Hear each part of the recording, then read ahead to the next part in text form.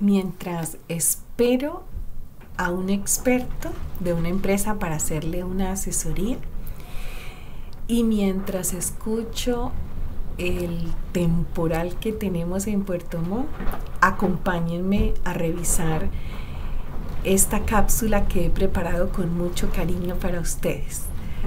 Soy Yanire León, magíster en ergonomía. Para contextualizar, nos encontramos en Chile implementando el protocolo TEMERT actualizado. Este protocolo fue publicado o aprobado el 5 de marzo de este año y el 22 de abril fue cuando ya se hizo público en el diario oficial.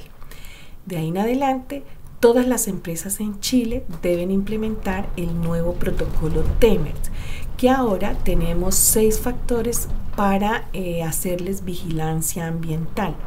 Están los movimientos repetitivos, la postura de trabajo estática, manejo manual de cargas, manejo manual de pacientes o de personas, vibración del cuerpo completo y vibración del segmento mano-brazo.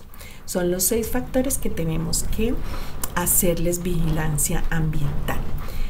Este proceso de vigilancia, ustedes saben que deben partir conociendo en qué consiste el protocolo, después haciendo la difusión del protocolo a los trabajadores, a todos en la empresa deben saber en qué consiste el protocolo. Tener su carta Gantt desarrollada, fechas, responsables y todo para las diferentes etapas de este protocolo. En las principales etapas del protocolo TEMERT son 4. Sin embargo, antes de esas 4, yo les insisto que tengan su carta Gantt y que hagan la difusión de su protocolo. Y luego sí empiecen con el grueso de este protocolo, que es la identificación inicial, la identificación avanzada, la evaluación inicial y la evaluación avanzada. Son esas 4 etapas que son así como la columna vertebral del protocolo.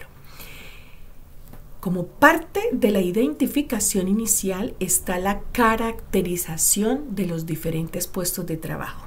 Y en este canal ustedes saben que la cápsula, 2 cápsulas atrás, está la caracterización. O sea, la anterior no, la justamente antes de la última, la penúltima.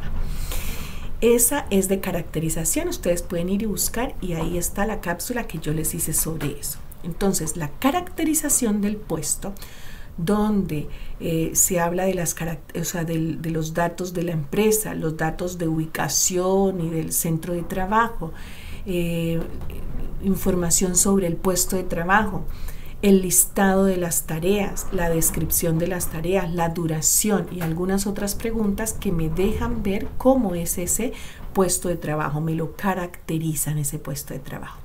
Inmediatamente después, y como parte también de la identificación inicial, vienen 7 preguntas que son las que vamos a revisar hoy de identificación inicial.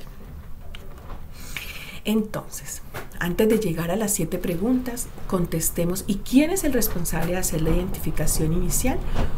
Justamente toda empresa en Chile. Todas las entidades empleadoras en Chile son responsables de hacer la identificación inicial. ¿Quién específicamente puede hacer esa identificación inicial? Para las empresas que les aplique y que tengan el Departamento de Prevención de Riesgos.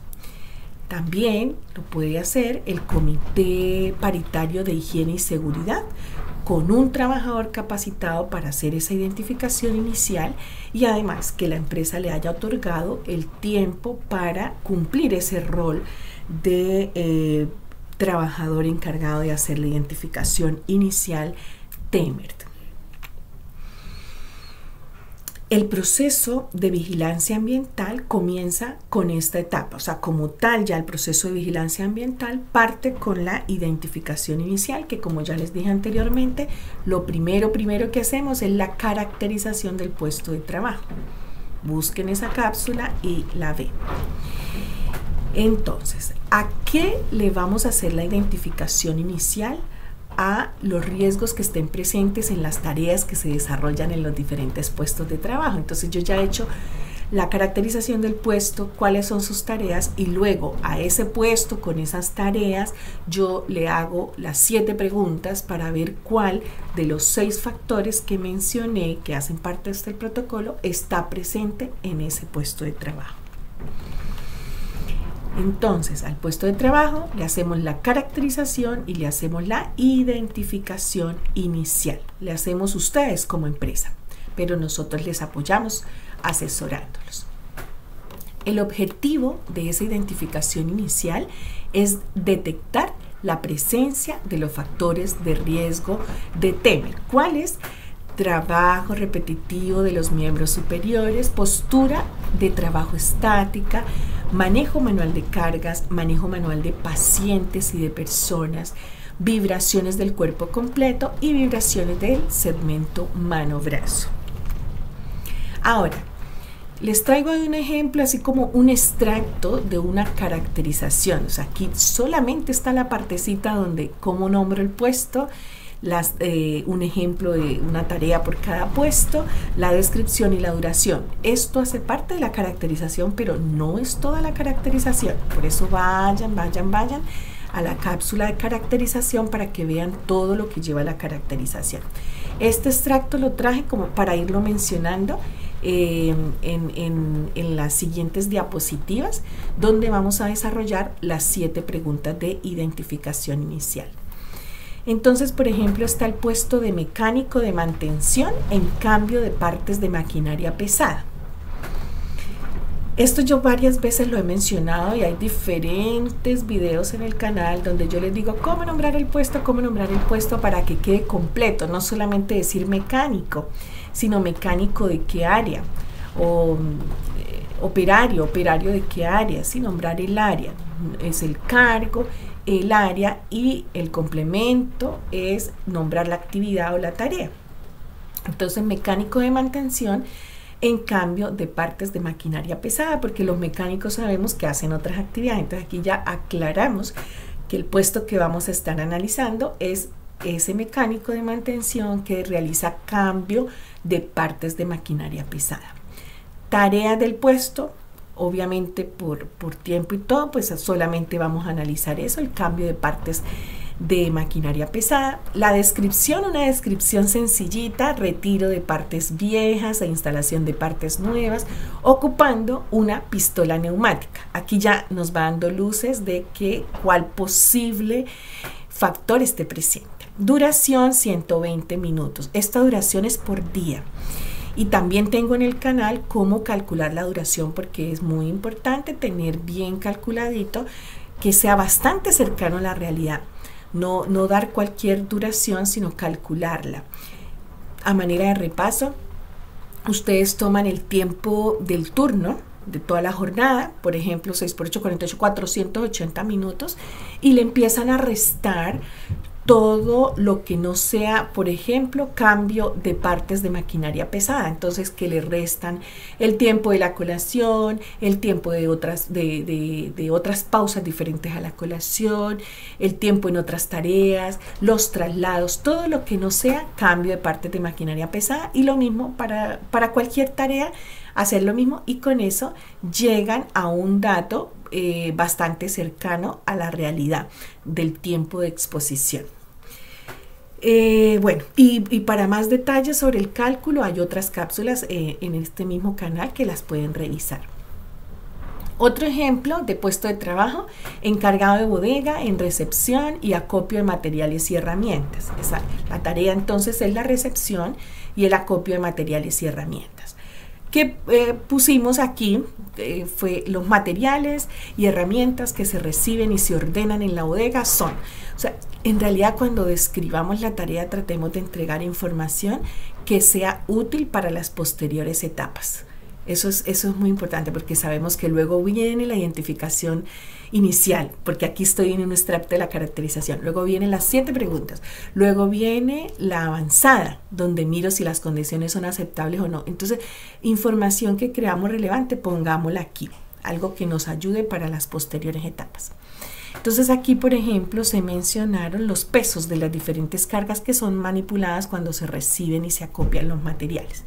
Y el tiempo de duración siempre lo enfocamos a la peor condición. Por ejemplo, quizás no todos los días se esté recepcionando y acopiando materiales y herramientas, pero el día que se hace esa recepción y acopio, la duración es de 300 minutos, ¿sí? Se da en minutos.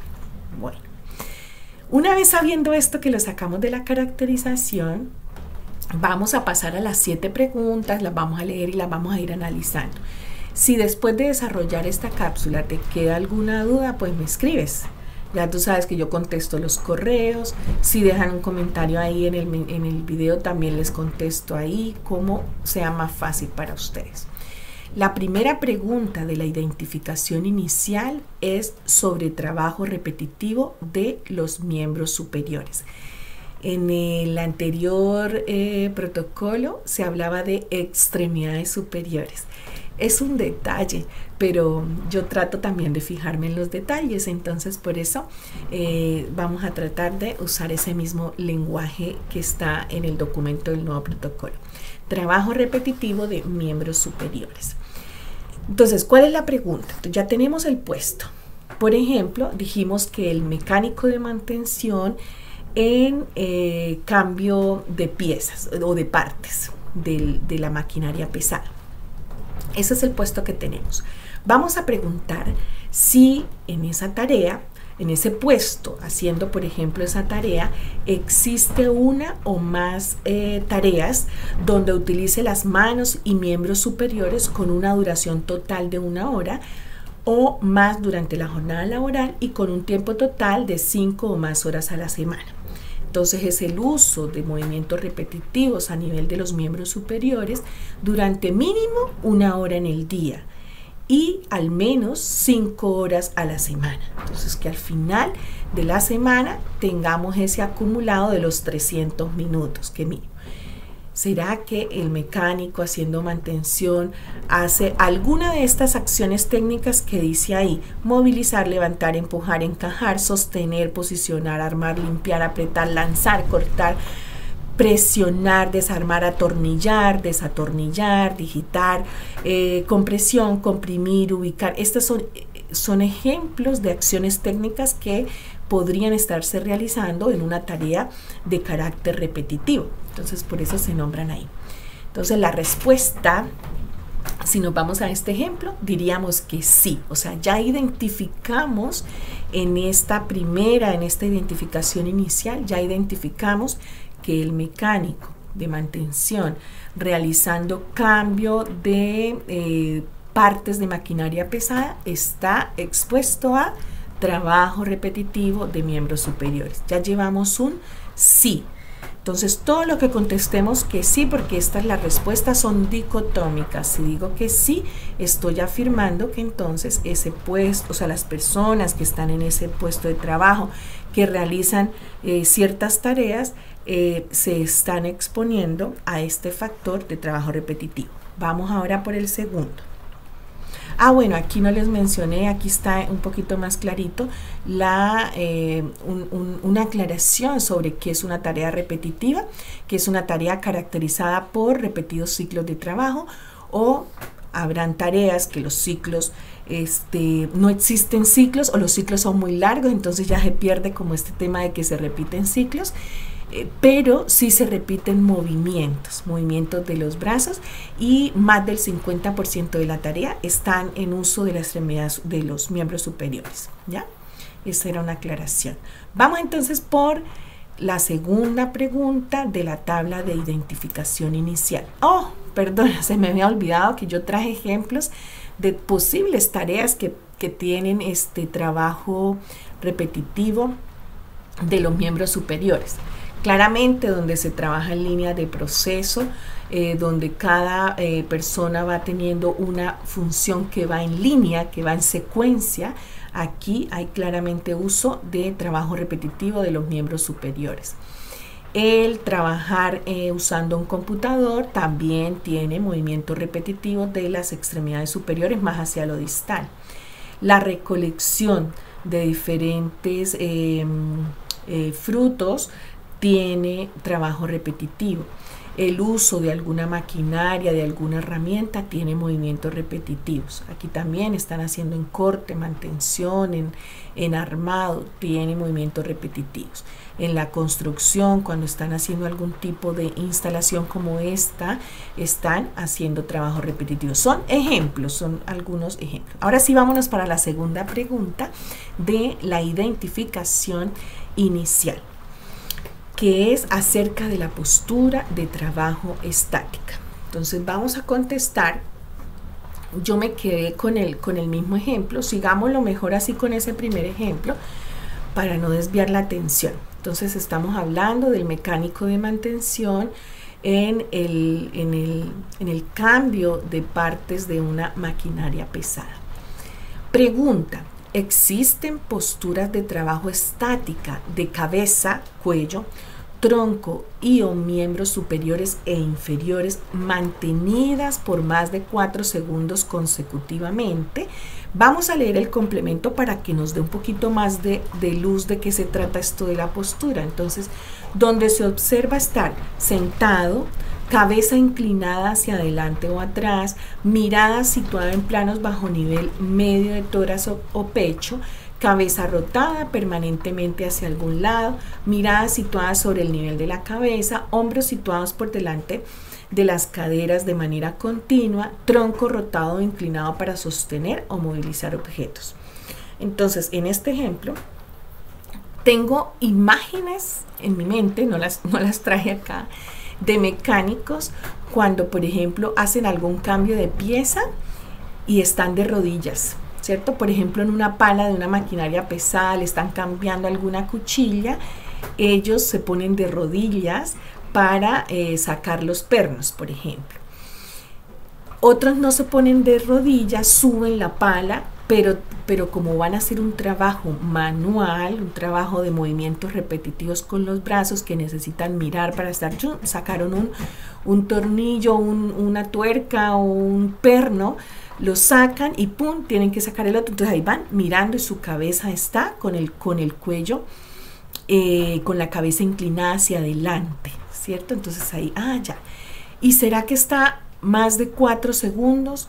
Lo más probable es que sí. Esto es importante verlo en terreno y confirmar que efectivamente la persona está haciendo esta sacada, por ejemplo, de los pernos, está con la cabeza inclinada hacia adelante y que efectivamente está mínimo 4 segundos consecutivos. Y ahí entonces estaríamos ante una respuesta en este nuestro ejemplo, que también existe postura de trabajo estática. O sea, ya llevamos 2 afirmaciones, 2 factores identificados en un solo puesto. Y aquí algunos ejemplos. Aquí, por ejemplo, vemos la cabeza inclinada hacia adelante, principalmente lo que se logra ver ahí de la odontóloga o la dentista. Aquí en el mecánico, los brazos echados hacia arriba, ¿cierto? Aquí los hombros más adelante que las caderas. Aquí la persona simplemente está de pie todo el día, ¿cierto? Trabajando. Aquí está de rodillas, también una postura que no es cómoda. O sea, serían algunos ejemplos de posturas de trabajo donde están más de 4 segundos consecutivos y la postura no es cómoda. Y vamos por la tercera pregunta, son 7, recordemos. Entonces está la manipulación manual de cargas, el levantamiento. Para la manipulación manual de cargas se hacen 2 preguntas, una que está enfocada hacia el levantamiento, descenso y transporte manual y la otra para empuje y arrastre. Recuerden que son 6 factores los que vamos a identificar, pero son 7 preguntas. Entonces aquí está la respuesta. ¿Por qué son 7? Porque en manejo manual de cargas hay 2 preguntas. Y la primera pregunta dice: ¿existe levantamiento, descenso o transporte manual de algún objeto de 3 kilogramos o más? Entonces se observa que levanta, sostiene, transporta, desplaza, moviliza, ubica con precisión ordenando, arrastra o tracciona. Creo que ahí se les pasó, porque si estamos hablando de levantamiento, descenso, no estamos hablando de arrastre y tracción. por eso la taché, pero en el documento ustedes lo encuentran que dice arrastre o tracciona. Apila, paletiza. Entonces esto nos da luces de que podría ser manejo manual de carga relacionado con levantamiento, descenso, transporte manual de la carga. En el caso de cambios de partes de maquinaria pesada, sí, estas pesan mínimo 3 kilogramos, o sea, quizás no todos, quizás un filtro de aire pese menos, pero sí, al menos respondiendo a esta pregunta, tenemos que decir que sí, que efectivamente se hace manejo manual de cargas tanto para las partes como para las herramientas que ocupan. Quizás no todas, pero algunas sí pesan más de 3 kilos o más. Entonces ahí ya tenemos un tercer sí para este puesto de trabajo que estamos analizando. Y algunos otros ejemplos de qué sería manejo manual de cargas. Por ejemplo, aquí llevan documentos en estas cajas o cajas en un lugar de acopio, bandejas con fruta, tubos, tuberías, ¿cierto? Entonces aquí todo esto es de manejo manual de cargas. Y también, como les dije, son dos preguntas de manejo manual de cargas. Entonces la número 4 es la segunda pregunta de manejo manual de carga, refiriéndose a la tracción o el arrastre y el empuje. La pregunta es: ¿existe empuje o arrastre de una carga utilizando el cuerpo completo? Aquí valga la aclaración, si por ejemplo están sobre un mesón, en una cinta transportadora y hacen algún movimiento con los brazos para acercar algo, arrastrar algo, pero la persona no mueve sus pies, no mueve todo el cuerpo, no se trata de empuje y arrastre, se trata de uso de la extremidad superior, haciendo tracción puede ser, pero con la extremidad superior. Cuando hablamos de empuje y arrastre para manejo manual de cargas es que la persona utilice el cuerpo completo, ya sea con una mano o con dos manos. O sea, debe existir un desplazamiento del cuerpo. Se observa el empuje y arrastre en diferentes maneras: carros, plataformas con ruedas, superficies deslizantes, detención de objetos en movimiento, camillas, camas, sillas de ruedas, paletizadores, grúas de uso manual mecanizada, formas de tracción y empuje hechizas también, carretillas. No se considera empuje y arrastre cuando los carros están motorizados, porque ya no hay el esfuerzo por parte del trabajador, y controlados manualmente como la conducción. Entonces, en el caso que estamos revisando en el ejemplo, que es sobre el mecánico de mantención, en cambio de partes de la maquinaria pesada, sí existe empuje. Por ejemplo, van a cambiar uno de estos neumáticos, van a hacer el cambio de estos neumáticos, son pesados, tienen que desplazarlos rodando y los van empujando, ¿cierto? A mover estos neumáticos. También si ocupan alguna transpaleta para mover, por ejemplo, las cuchillas que son muy pesadas o alguna otra parte o pieza de la maquinaria que sea muy pesada, necesitan hacer empuje y arrastre. Así tengan alguna de estas ayudas, porque podría ser una transpaleta. ¿Ya? Entonces ahí ya hemos contestado la cuarta. Entonces, después de que caracterizamos, ahora nos encontramos haciendo la identificación de los 6 factores, respondiendo 7 preguntas. Bueno, ejemplos de empuje y arrastre. Por ejemplo, aquí la persona tracciona esta madera y da pasos hacia atrás para sacar la madera de esa posición y pasarla a otro punto. Aquí, por ejemplo, no hay ruedas, pero sí a través de una superficie están empujando este bins. Aquí sí hay ruedas, es una transpaleta, aquí también el uso de transpaleta, aquí está arrastrando, aquí está empujando. Y lo mismo con el carro de 2 ruedas, aquí está empujando y aquí está arrastrando. Entonces son ejemplos de empuje y arrastre. Vamos para la quinta. Recordemos que son 7 las preguntas que contestamos para esta identificación inicial. Manipulación manual de pacientes y personas. Vamos a leerla, pero para el ejemplo que estamos desarrollando, con el mecánico no hay, aquí contestaríamos que no. Afortunadamente, porque ya llevamos 4 preguntas que contestamos positivamente. Entonces a esas preguntas luego tendremos que hacerle la identificación avanzada, que eso va a ser en una cápsula siguiente. Ahora, Manipulación manual de pacientes y de personas. Revisémosla, pero no se aplica al ejemplo que estamos dando. ¿Se realiza alguna actividad que requiera fuerza para empujar, tirar, levantar, descender, transferir o de alguna manera mover o sostener una persona o parte del cuerpo de una persona? Nota, la condición a identificar debe incluir la actividad de manipulación, ya sea que se realice con o sin dispositivos de asistencia. O sea, ahí ya no hay tema, no, que ocupamos una sábana de deslizamiento, ocupamos un disco de giro de transferencia, ocupamos una tabla de transferencia. Independiente de las ayudas que ocupemos, si existe la manipulación o sea, el coger a una persona o la parte de una persona para moverla, ya tenemos que señalar que sí existe manejo manual de pacientes o de personas.